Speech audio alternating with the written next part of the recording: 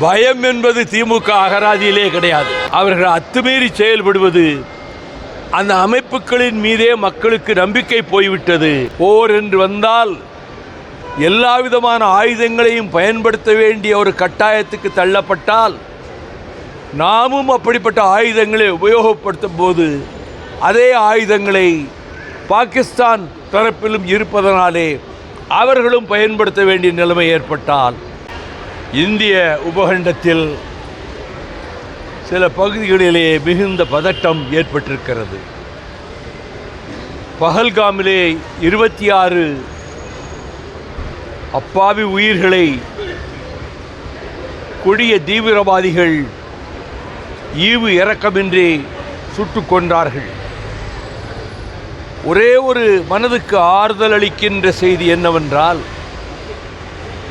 10க்கு குறையாத முஸ்லிம் இளைஞர்கள், அந்த பகுதியைச் சேர்ந்த பஹல்காமைச் சேர்ந்த இளைஞர்கள் மீதமுள்ளவர்களை எல்லாம் பாதுகாத்து அவர்களை காப்பாற்றி பத்திரமான இடங்களிலே கொண்டு போய் சேர்த்தார்கள். இந்த செய்தி விரிவாக சொல்லப்படவில்லை. ஒரு சில பத்திரிகைகளிலே மாத்திரம் 2 வரிகள் வந்தன. நான் ஏன் இதை குறிப்பிடுகிறேன் எனில், யுத்தம் தொடுக்க வேண்டும் என்று பொறுப்பிலே இருக்கிற மத்திய அமைச்சரவையில் இருக்கிறவர்களும் அதே கோணத்தில் பிரச்சனையை அணுகுவதாக தலைமை அமைச்சர் நரேந்திர மோடி அவர்களும் சொல்லி வருகிறார்கள். யுத்தம் என்பது சும்மா எளிதாக வந்துவிட்டு போகிற காரியம் அல்ல.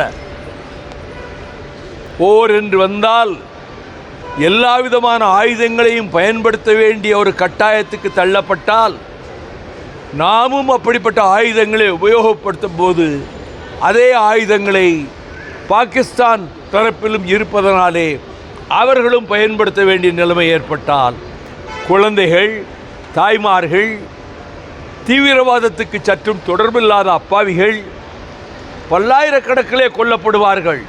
இருதரப்பிலும். அங்கு மட்டுமல்ல, அதன் பிறகு நொறுங்கி போகிற பொருளாதாரம் மீண்டு எழுவதற்கும் சில ஆண்டுகளாகும். ஆகவே இந்த பிரச்சனையில் தீவிரவாதிகளை ஊடுருவி கண்டுபிடிப்பதற்கு பாகிஸ்தான் உடன்பட வேண்டும். அது மற்ற நாடுகள் அதை வலியுறுத்த வேண்டும். அந்த தீவிரவாதிகளினுடைய குகை எங்கே இருக்கிறது, அவர்கள் பதுங்குமிடம் எங்கே இருக்கிறது என்று கண்டுபிடித்து அவர்களை கடும் தண்டனைக்கு, துப்பாக்கிச் சூடு முதல் அவர்களை உயிர்களை பற்றி கொஞ்சம் கூட கவலைப்படாமல் ஈவிரக்கமில்லாமல் கொண்ட அந்த படுபாவிகளை அப்படிப்பட்ட தாக்குதல் நடவடிக்கைகளை அளித்தால் வரவேற்கத்தக்கதுதான்.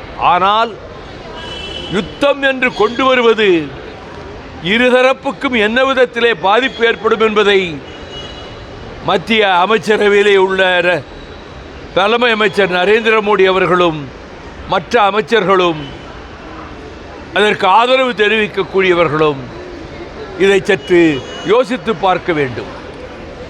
வேற கேளுங்க.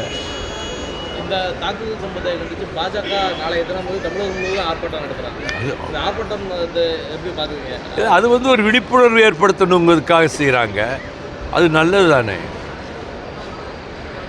இந்த இடம் நீட் தேர்வு நடத்தப்படுது.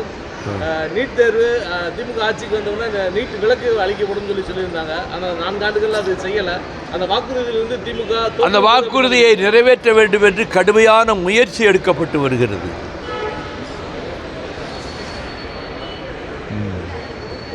திமுக ஆட்சி அமைஞ்சு 4 ஆண்டுகள் நிறைவடைந்துருச்சு.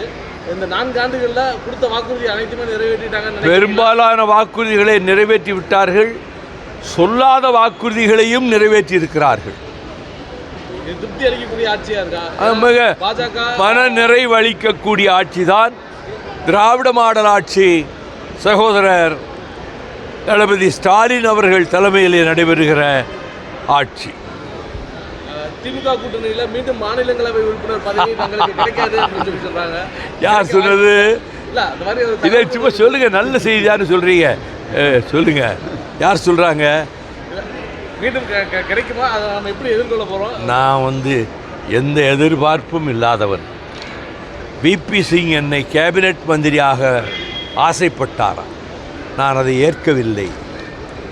98 அடல் பிஹாரி வாஜ்பாய் கேபினெட் அமைச்சர் தருவதாக சொன்னார். மந்திரி சபையில் சேரமாட்டோம் என்று சொன்னேன்.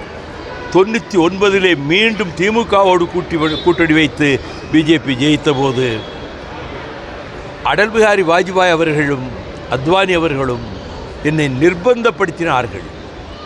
10-15 நிமிடம் 2 பேரும் பேசாமலே உட்கார்ந்திருந்தோம் எதிரெதிரே.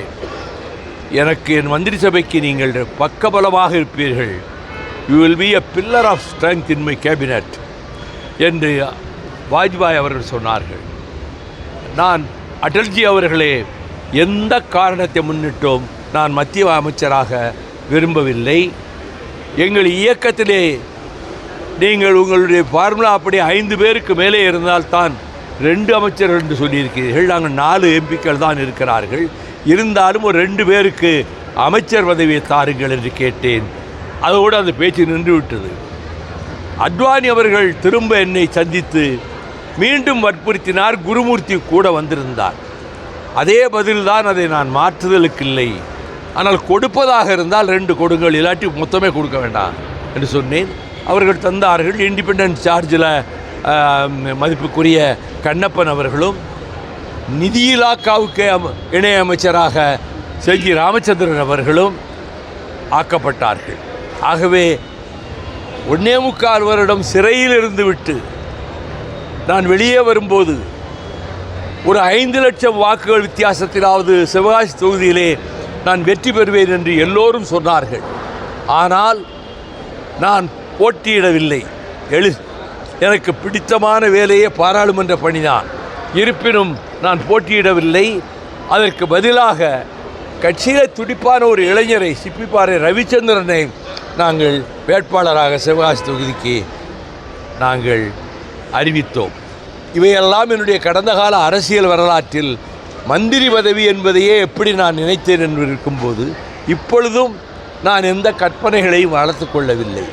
என்ன நடக்கும் என்று இப்பொழுது தெரியாது. அவங்க கூட்டத்தை கூட்டி அறிவித்த பிறகுதான் தெரியும்.